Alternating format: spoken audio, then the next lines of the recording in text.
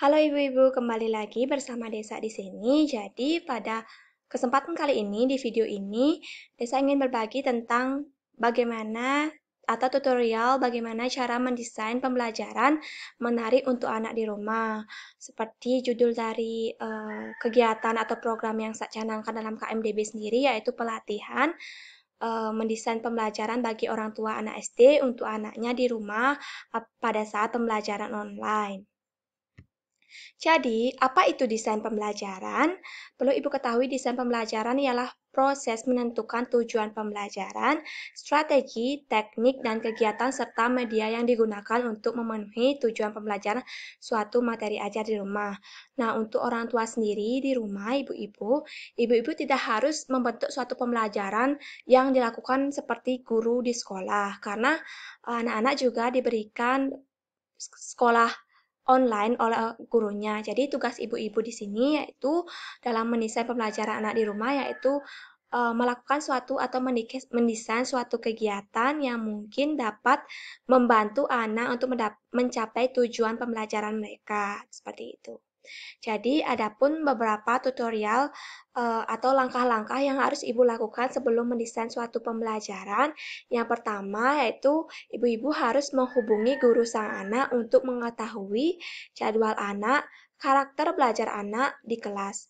Bisa ibu-ibu juga harus mengetahui jadwal anak, ibu-ibu bisa berkonsultasi dengan guru apa yang anak-anak dapatkan dari hari Senin sampai dengan hari Sabtu dan berdasarkan jam eh, dari jam berapa sampai jam berapa sehingga ibu-ibu bisa meluangkan waktu untuk mendampingi pembelajaran anak ibu-ibu seperti itu.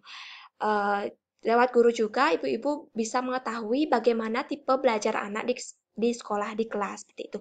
Apakah dia tipe anak belajar visual atau kinestetik atau auditori seperti itu.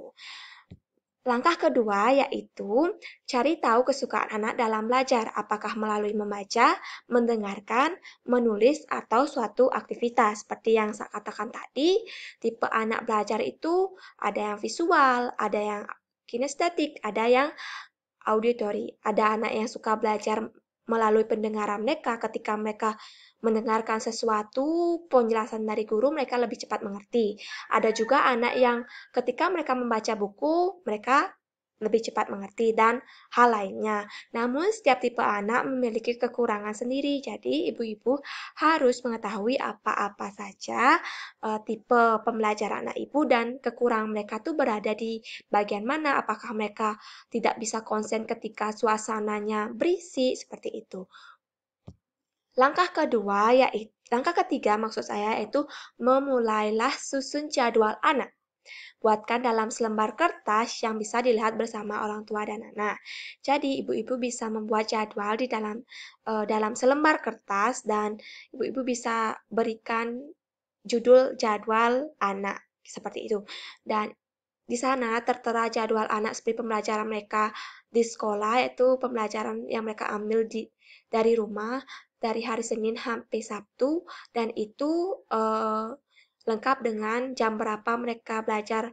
Misalnya jam sekian mereka belajar matematika, jam 10 mereka belajar IPA, dan selanjutnya ibu-ibu bisa merancang pembelajaran seperti misalnya creative time, mereka punya kegiatan creative time bersama orang tua di rumah seperti melakukan kegiatan-kegiatan positif yang ibu-ibu rancang. Selanjutnya, langkah keempat yaitu siapkan sarana pembelajaran anak seperti tempat belajar, penunjang belajar, buku maupun alat elektronik sebagai media online mereka. Nah, dalam eh, Ibu sebagai orang tua di rumah, ibu harusnya menyediakan sarana pembelajaran karena media seperti sarana pembelajaran sangatlah penting untuk anak dalam proses pembelajarannya ketika mereka sudah disiapkan alat-alat pembelajaran, jadi mereka merasa tertunjang dalam pembelajaran baik itu di sekolah maupun di rumah. Selanjutnya, cari tahu dan coba pahami materi pembelajaran anak.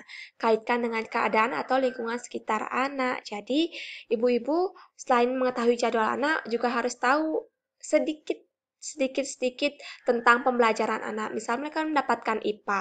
Biasanya anak kelas 4 akan mendapatkan pembelajaran IPA berupa tentang bagian dari tumbuhan. Jadi, Ibu bisa mengetahui bagian-bagian tumbuhan seperti daun, lalu kaitkan dengan keadaan atau sekitar lingkungan dengan melakukan kegiatan bertanam atau bercocok tanam bersama anak-anak Ibu. Jadi, ketika Ibu bercocok tanam, Ibu bisa langsung mempraktekkan seperti, ini daun fungsinya gini loh.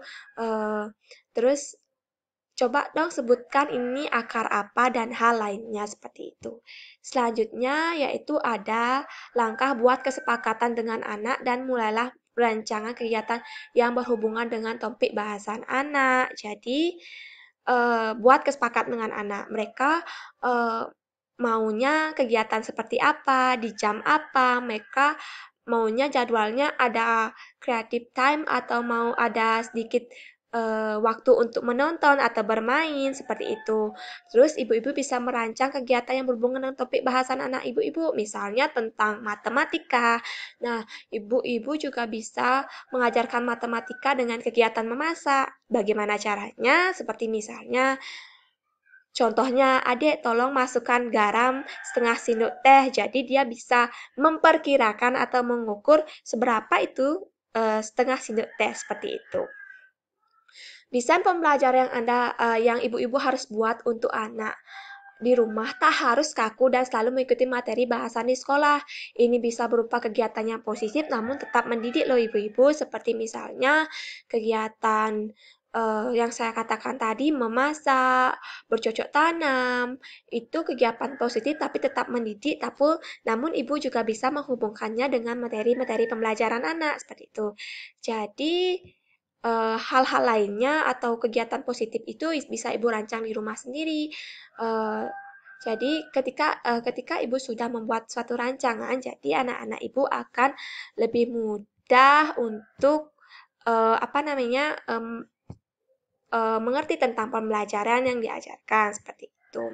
Jadi sekian dari saya tentang tutorial mendesain pembelajaran anak menari untuk anak di rumah.